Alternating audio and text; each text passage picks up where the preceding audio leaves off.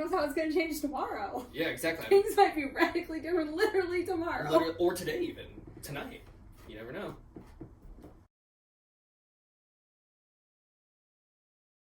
Hi everybody, my name is Kyle Chong. And I'm Sheila Orr, and we're from Michigan State University's Teacher Education Department, and we're both in the Curriculum Instruction and Teacher Education program.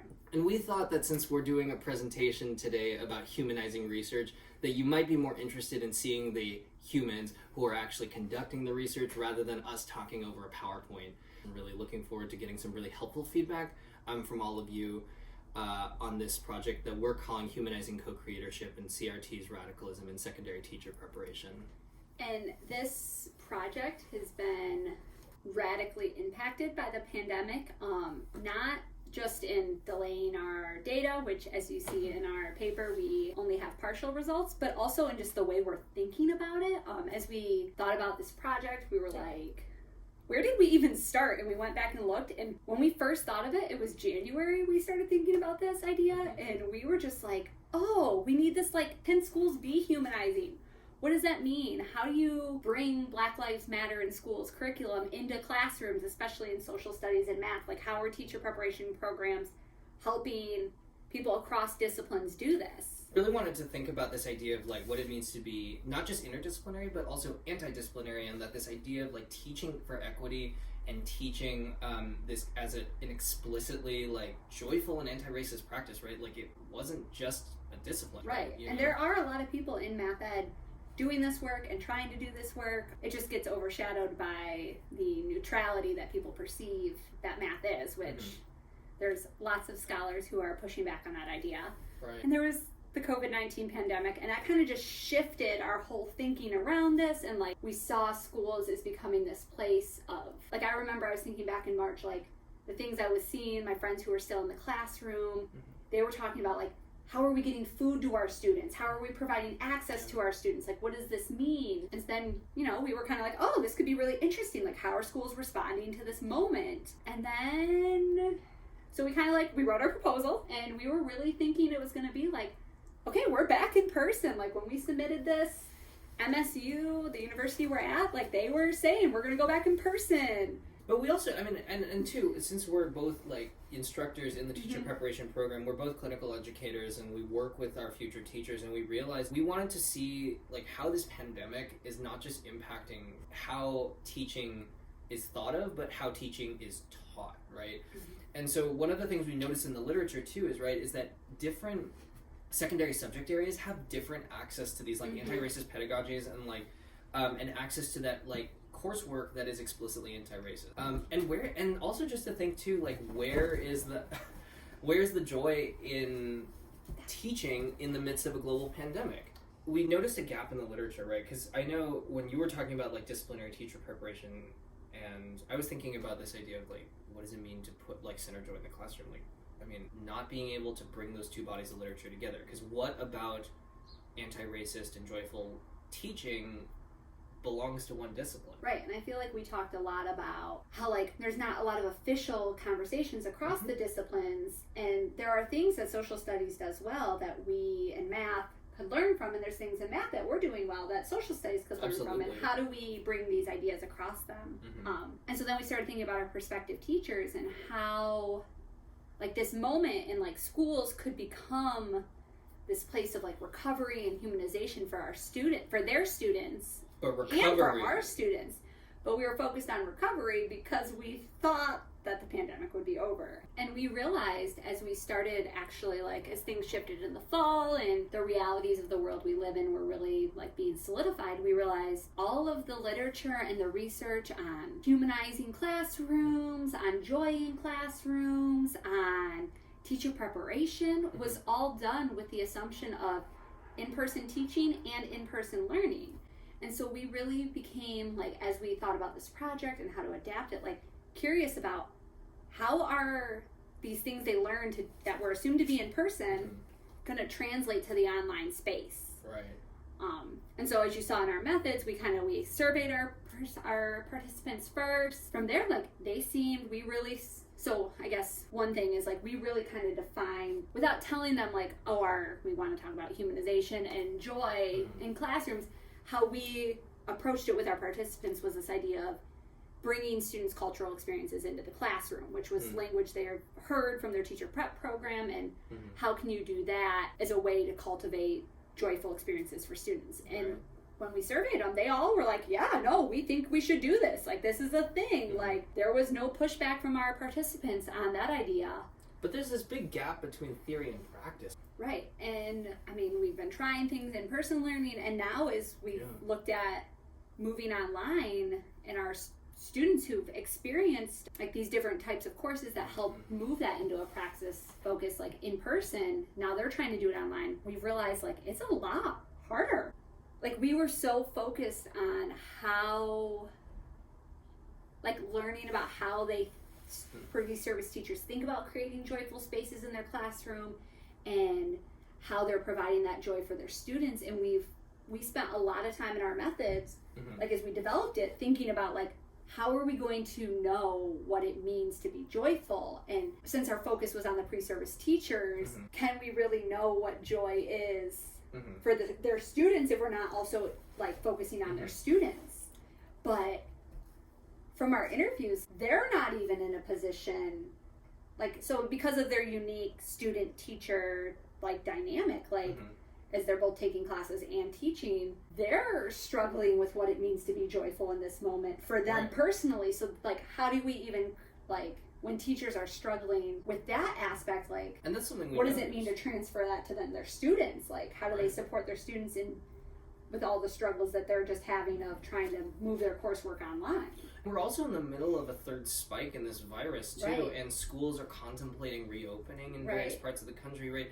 And so we're thinking about how, like, this, when we conducted these interviews with these teachers, right, like I sense a lot of unease. Definitely unease, not knowing, but recognizing that no one has the answers and they're not sure how to proceed, and how their mentor teachers don't know how to proceed. They're not sure what the university wants them to do to proceed forward.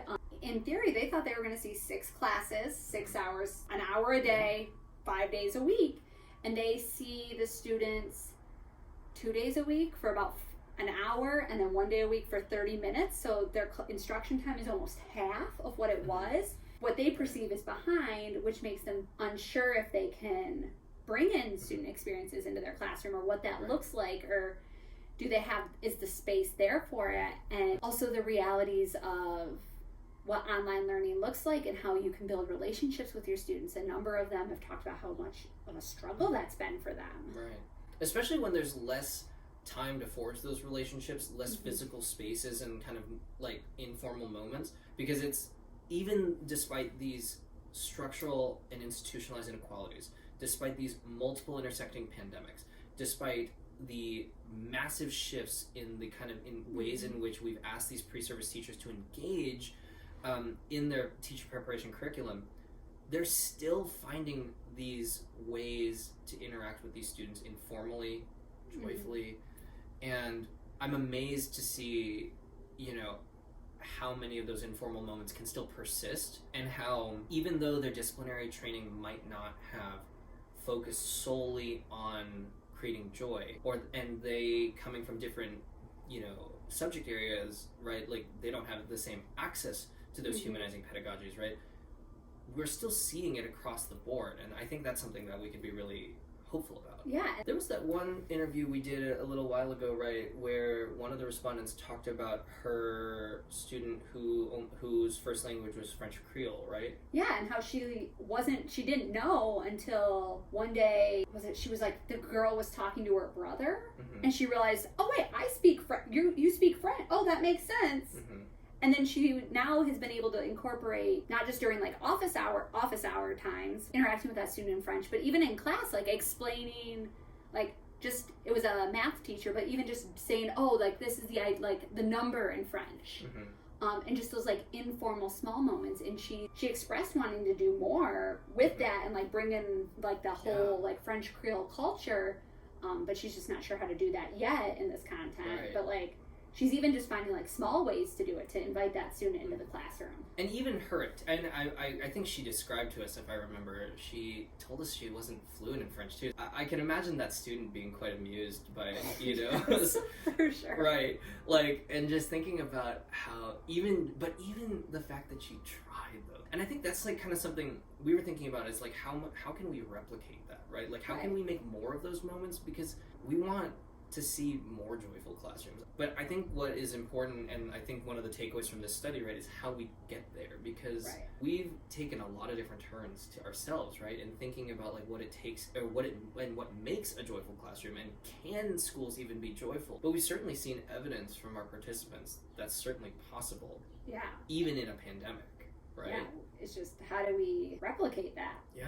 And how do we bring that into teacher preparation programs in a way that isn't just unique to one discipline, but to all disciplines. Right. And not just in the like traditional sense of like, oh, we have the diversity class that the schools, that the students have to take, but like in their methods coursework, like how do we organize those in a way that have themes that link across disciplines? Right. And we know like one of the, you know, anticipated counter arguments like to a claim like what we're making is, well, there shouldn't be uniform methods training.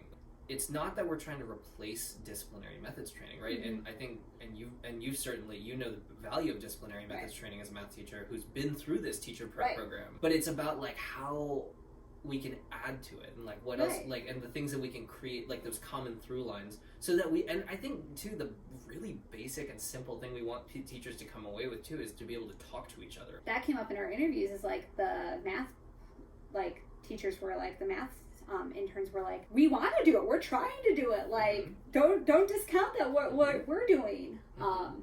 And so like finding ways to draw common themes can help strengthen it, because there are stuff like the math teachers could learn, like they could partner with social studies teachers and learn from them.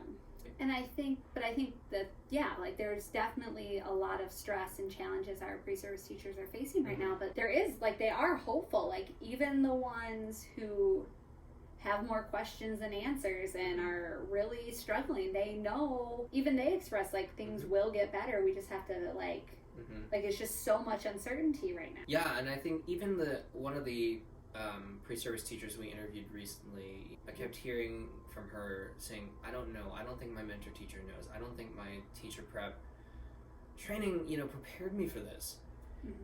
And yet even she in that moment, right, she even said that her internship wasn't wasted time. Right, she still felt like she was learning, she still felt like she was getting valuable experiences. It just wasn't the experiences she thought she was going to get. Right. Like, we think about the kind of ethics of a teacher preparation program and the organizing principles of a teacher preparation program. And really what I find is most clear at this point is that these pre-service teachers, the skill set that they're being asked to employ right now is not a disciplinary one. And it's certainly, you know, we're in a moment where a lot of teachers, and I'm sure, you know, those of you watching this feel this too, that we're in survival mode. And the broader takeaway too is, as social studies teachers, as math teachers, not only do we have a lot to learn from each other, right, but we also have a lot of stake in each other as we work together to continue to create these, and center these joyful spaces through joyful pedagogies, what we're calling humanizing co-creatorship, right? Because even though we are not the instructors of record for the interns that we worked with them, and they're part of our community, and so we want, I mean, this is not just, you know, something that we're thinking about in the abstract. This has direct consequences for how we even move forward into next semester. And we want to thank you also too for being part of this process, and thank you for being part of our ongoing conversation about social studies and mathematics education, joyful pedagogy. But we'll see you on December 1st, and thank you so much for being part of this conversation with us. Thank you. See, buddy? See? See, you're at a national conference now. Yay!